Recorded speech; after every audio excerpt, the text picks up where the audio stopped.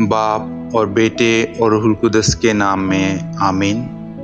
ہمارے لیے آج کی تلاوت عدد اس کا 21واں باب اور اس کی 4 آیت سے لے کر 9 آیت تک۔ پھر انہوں نے کوہ ہور سے بحیرہ کلزم کے رستے پر کوچ کیا تاکہ ادوم کے ملک سے گھوم کر جائیں، اور اس سفر کے سبب سے لوگوں کے دل تنگ ہوئے، اور لوگ خدا اور موسیٰ کے خلاف بولے اور کہا، تو ہمیں مصر سے کیوں نکال لایا تاکہ ہم بیابان میں مر جائیں؟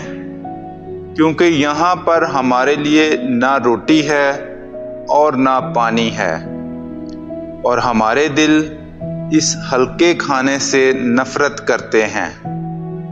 تب خداوند نے آتشی سانپ لوگوں کے درمیان بھیجے، انہوں نے لوگوں کو کاٹا اور بہت لوگ اسرائیل میں سے مر گئے۔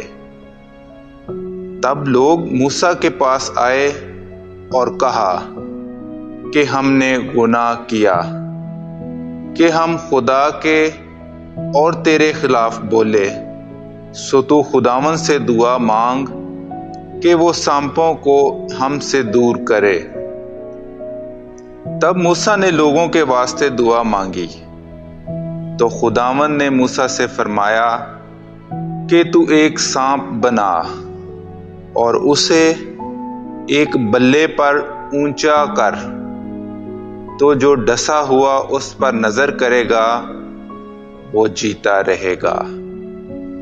تب موسیٰ نے پیتل کا سانپ بنایا اور اسے بلے پر رکھا۔